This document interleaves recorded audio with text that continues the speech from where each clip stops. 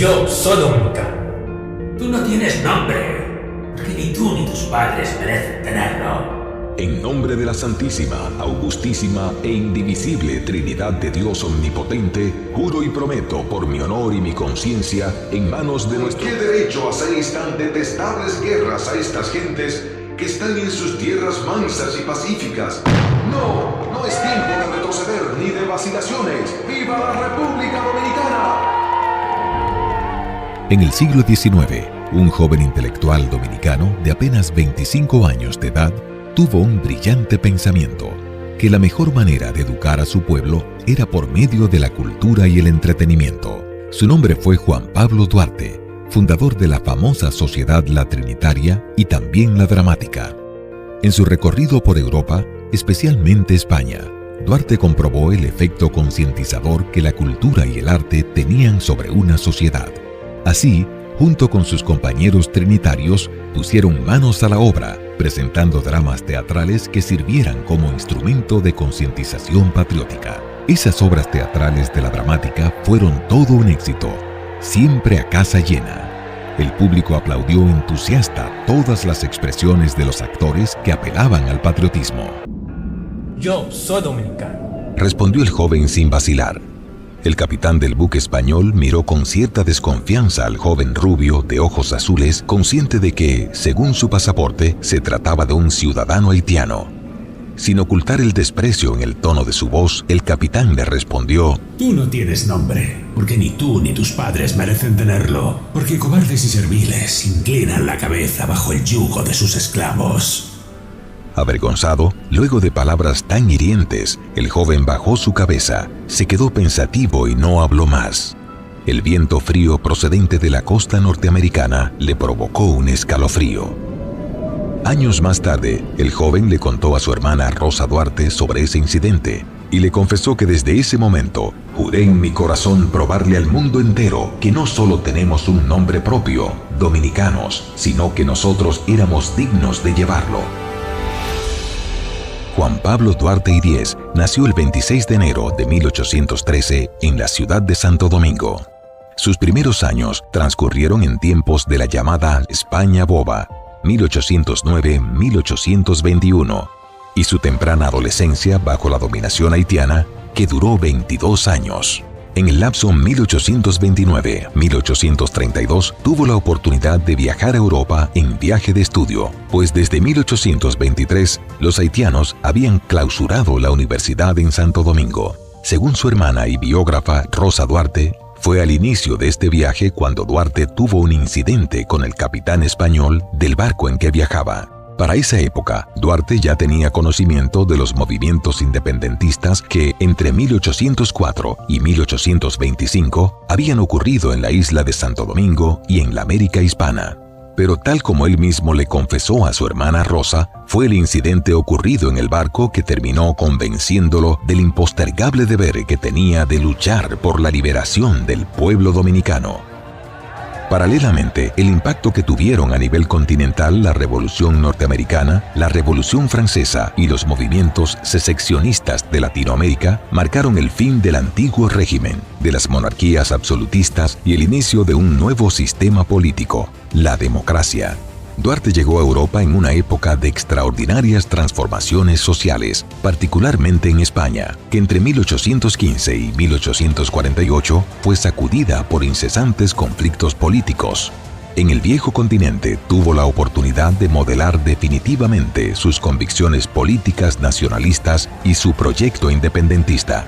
En Inglaterra, Duarte observó el funcionamiento de las instituciones políticas en el marco de una monarquía parlamentaria. En Francia, comprobó el celo con que los franceses defendían los valores universales de libertad, igualdad y fraternidad, mientras que en España asimiló nuevas corrientes políticas que procuraban imponerse sobre el viejo orden absolutista.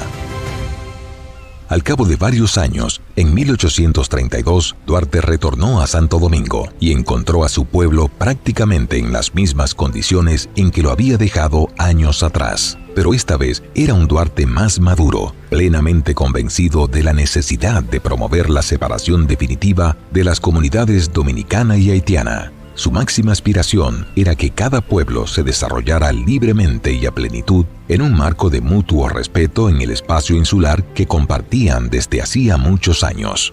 En función de ese propósito, a su llegada a Santo Domingo, cuando sus familiares y amigos le preguntaron por lo que más le había impresionado durante su estadía en Europa, les respondió: los fueros y libertades de Barcelona. Fueros y libertades que espero demos nosotros un día a nuestra patria. Para materializar sus ideales, desplegó múltiples actividades. Entre ellas, creó una escuela de estudios y adoctrinamiento en el almacén de su padre, al tiempo que promovió clases de filosofía, latinidad, historia universal, moral y derecho político bajo la enseñanza del padre Gaspar Hernández, en la sacristía de la iglesia Regina Argelorium. Allí, en esos círculos de estudio, entre sus amigos se promovían intercambios de ideas orientados a forjar una conciencia revolucionaria libertadora. Toda revolución transformadora contiene componentes políticos y militares. En el aspecto militar, Duarte no descuidó la parte de preparación militar para la lucha. A los 21 años, al igual que muchos de sus amigos, ingresó a la Guardia Nacional Haitiana para completar el servicio militar obligatorio. Años después, en 1838, con solo 25 años de edad, fundó la Sociedad Secreta de la Trinitaria, una organización política cuya principal misión era crear conciencia acerca de la necesidad que tenía el colectivo de liberarse de la dominación extranjera. Con la experiencia adquirida durante su periplo por Europa, Duarte concibió un Estado-nación para los dominicanos de tipo republicano. Por lo tanto, necesitaba una constitución política. En ese sentido, redactó un proyecto de constitución en el que, al referirse a los poderes del Estado, consideró que estos debían ser 4 poderes y no 3: el ejecutivo, judicial, legislativo y además el poder municipal.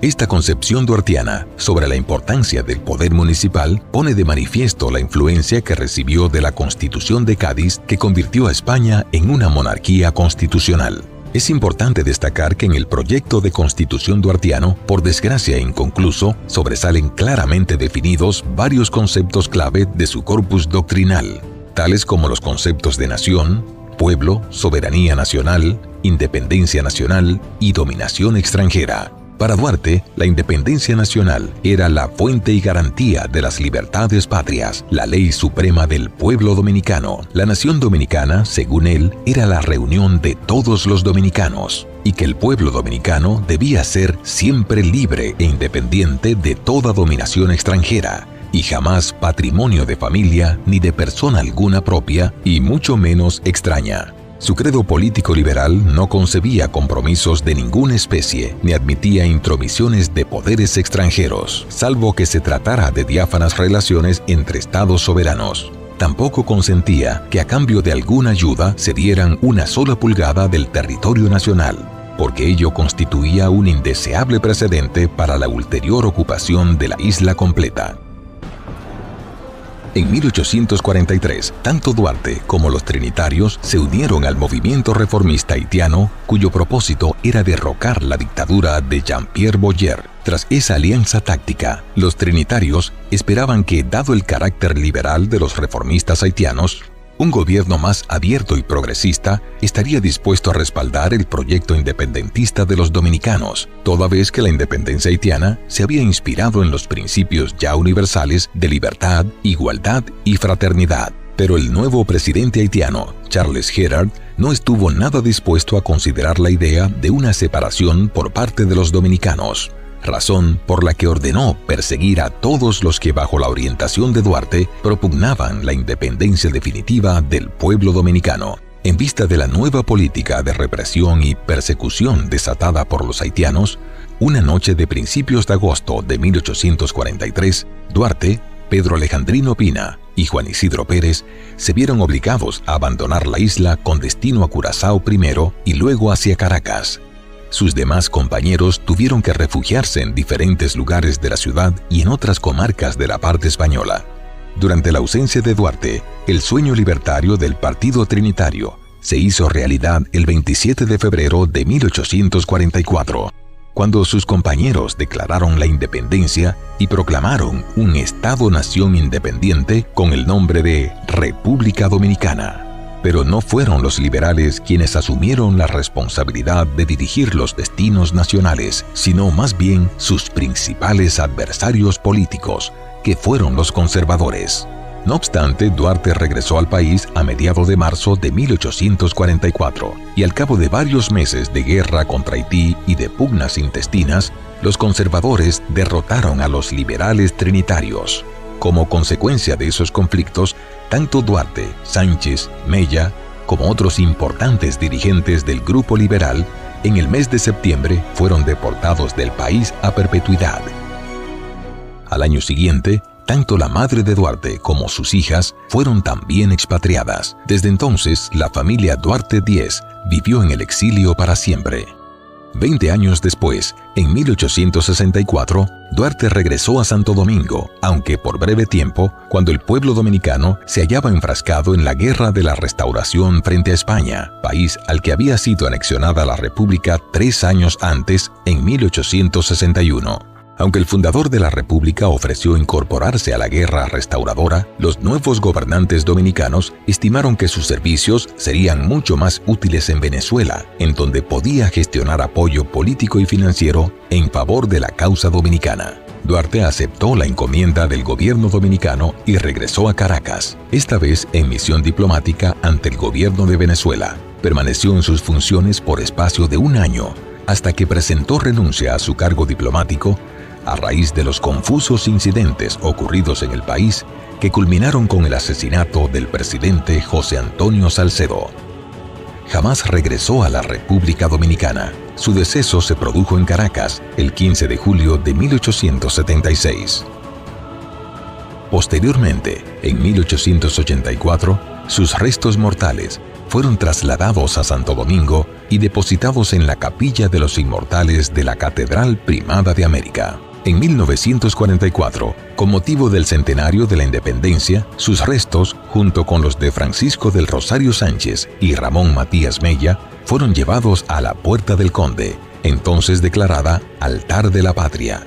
6 décadas después, en el centenario de su fallecimiento, en 1976, las urnas con las cenizas de los 3 padres de la patria fueron trasladadas desde la Puerta del Conde hasta el sobrio mausoleo, ubicada en el Parque Independencia, donde actualmente descansan. La historia terminó dando la razón a Duarte, pues ciertamente la educación y el arte pueden estimular, promover, preservar y difundir la cultura e identidad de un pueblo.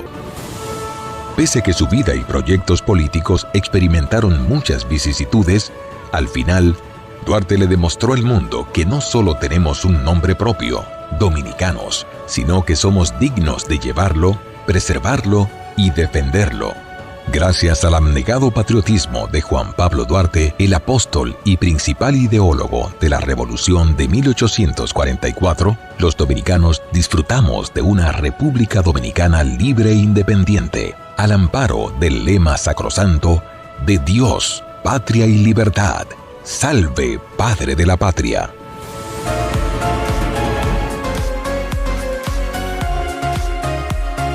Yo soy dominicano.